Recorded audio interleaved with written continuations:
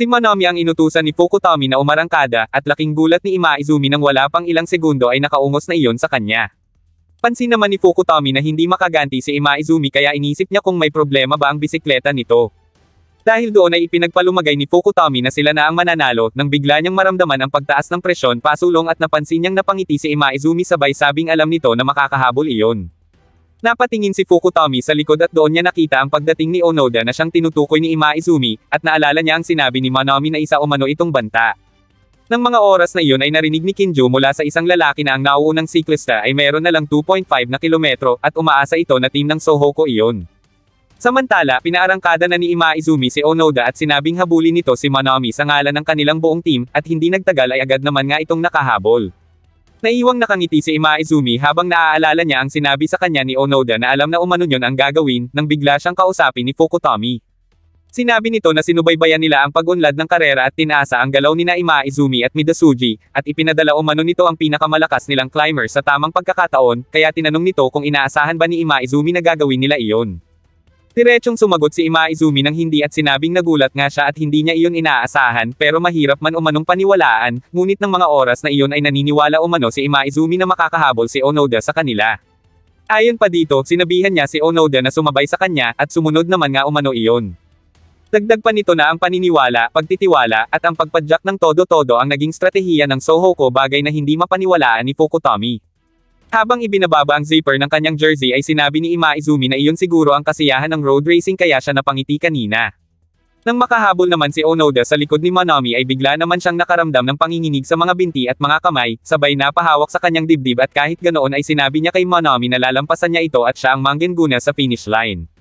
Tumugon si Manami at sinabing sa totoo lang ay hindi niya akalaing makakahabol ng ganong kalayo si Onoda, at hindi siya makapaniwala na sila ngayon ang naglalaban para sa unang pwesto ng ikatlong araw ng Inter-High. Dagdag pa ni Manami na kaya siguro hindi niya kayang tumigil sa road racing ay dahil nakatadhana iyong mangyari simula ng araw na iyon. At dahil pareho silang hindi magpapatalo, sa pag-arangkada ni Manami ay agad itong binuntutan ni Onoda na gagawin ang lahat para sa team. Sa mga nagtatanong nga pala ng application na kung saan ako nanonood ng anime, subukan nyo dito manood at mag-subscribe sa Usini na palagi kong pinapanoodin. Hindi nga lang pala anime ang meron dito, meron ding sports, TV shows at movie. Kaya kung interesado ka ay pindutin mo na lang ang nasa pin comment dyan sa baba. Salamat! Habang patuloy namang pumapadyak sina Makishima at Tudo ay narinig nila mula sa announcer na kasalukuyang nangunguna si Manami ng Hakone Academy, at sinusundan naman iyon ni Onoda ng Sohoko High, bagay na ikinatuwa ni Makishima dahil nagawa umanong makahabol ni Onoda sa unahan. Natuwa rin si Tadakoro, habang ibinalita naman ni Kinjo Sanoy nagpapahingang si Naruko ang tungkol sa ranking. Patuloy na humahabol si Onoda kay Manami kaya binati nito ang cadence ng ating bida, nang bigla nitong maramdaman ang pagsalubong ng hangin kaya muli ay umarangkada na ito ng animoy may pakpak sa sobrang bilis. Ngunit, laking gulat ni Manami nang makasabay sa kanya si Onoda gamit lamang ang cadence nito, habang patuloy na sinasabing lalampasan siya nito hanggang sa nagawa na nga iyon ni Onoda bago pa man sumapit ang huling 2 kilometro.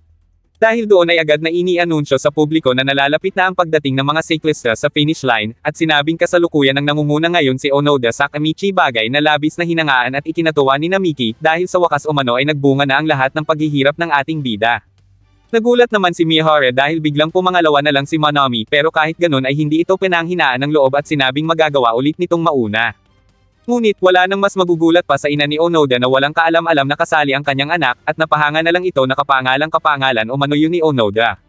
Nang mga oras na iyon ay kasalukuyang iniisip ni Onoda na kailangan niyang madala sa finish line ang jersey nila, nang biglang paglingon niya ay nasa likod niya na pala si Manami na nagawang makahabol sa kanya sa loob lamang ng ilang segundo.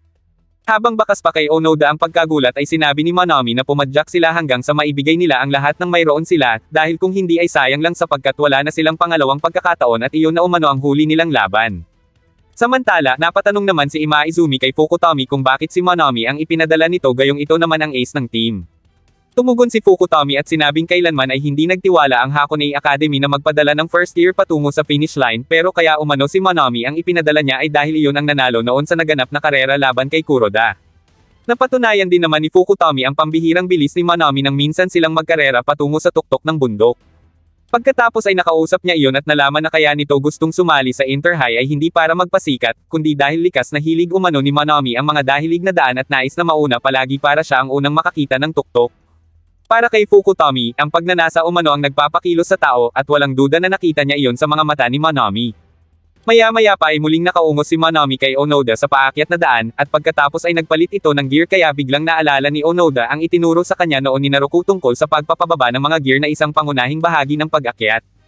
Habang nagpapalit ng gear ay pansin ni Onoda na mas bumibilis pa si Manami na animoy uhaw na makarating sa tuktok.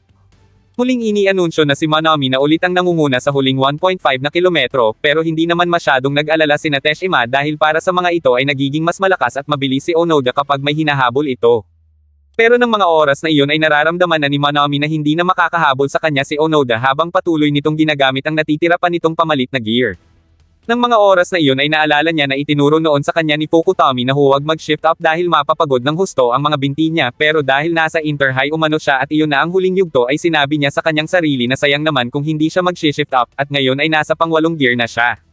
Samantala, napansin ni Fukutami na nakaabot na at nasa likuran na nila sina Tudo at Makishima.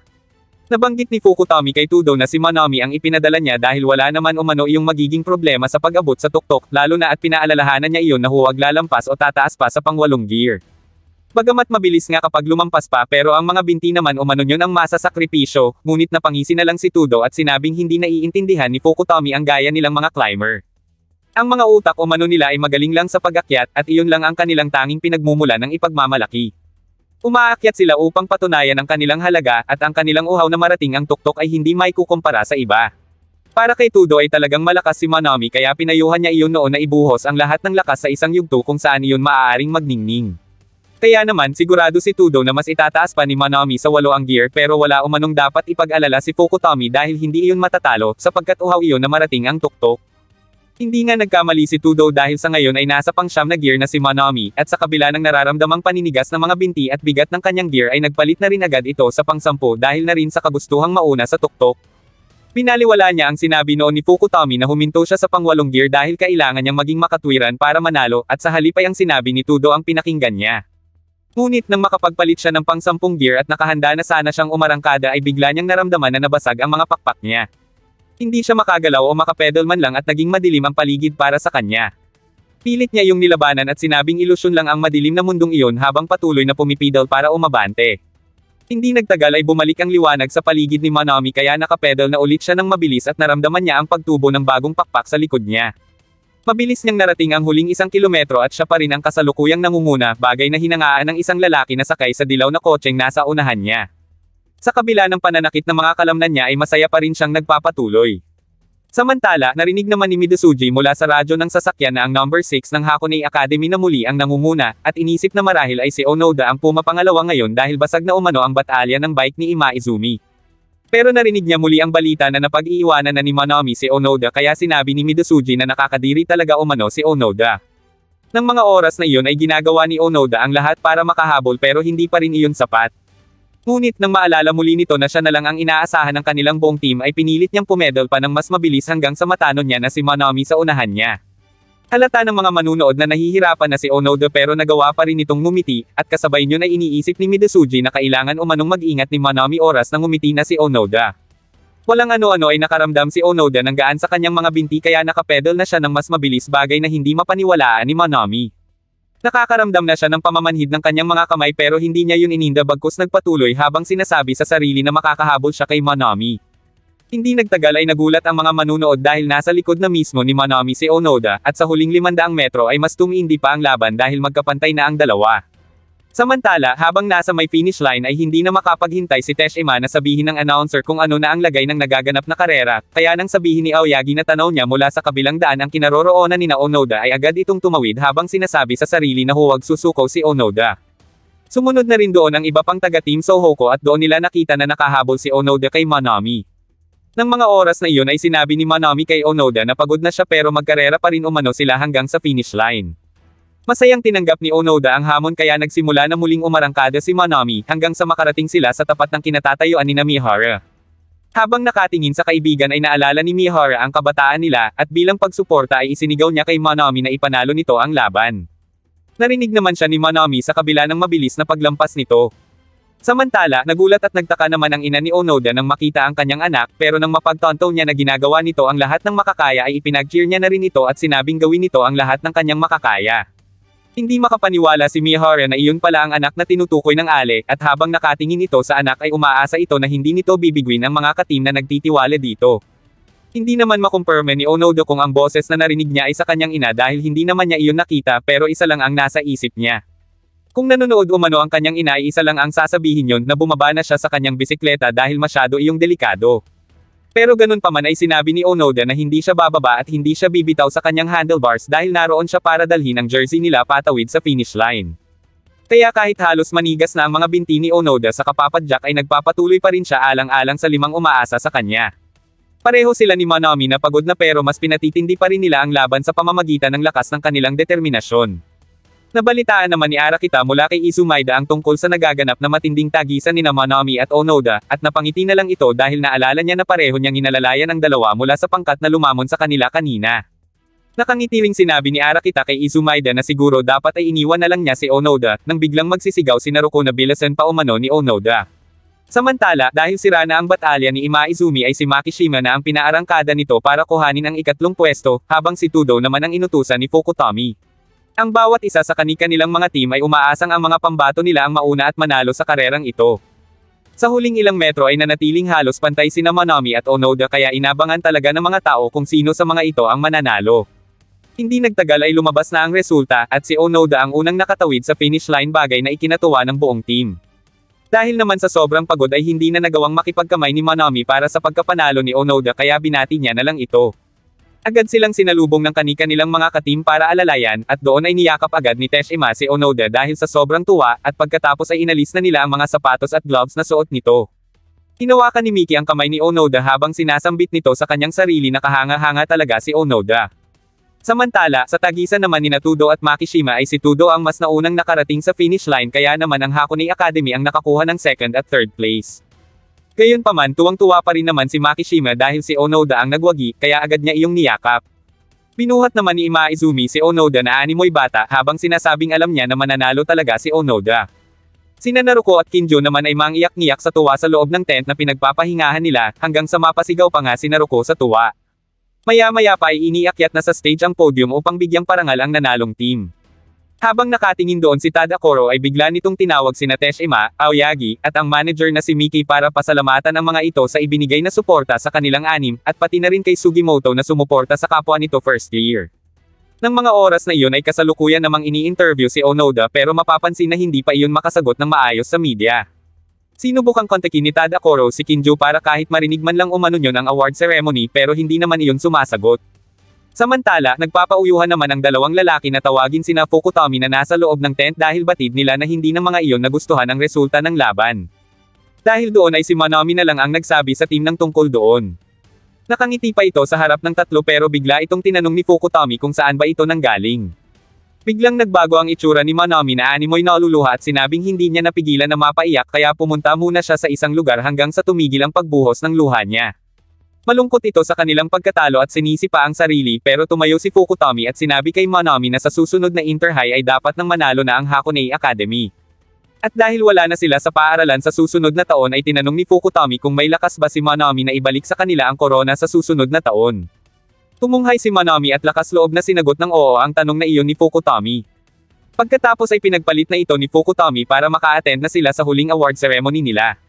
Bago tuluyang lumabas ay sinabi pa ni Fukutami na palakpakan nila ang mahusay na pagsusumikap ng Sohoku High.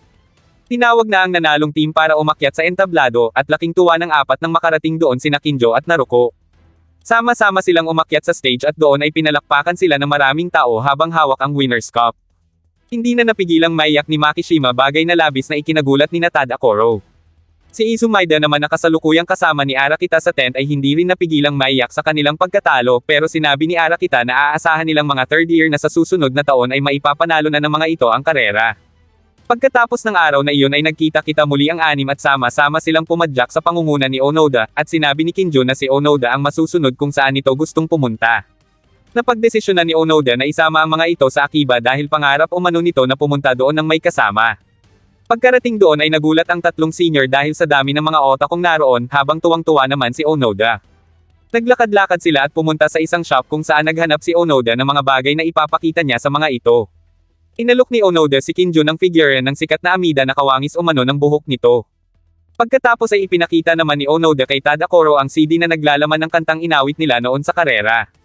Para naman kay Makishima ay ang keychain na Kumotaro na mula umano sa anime na Mogu Mogu Rinko.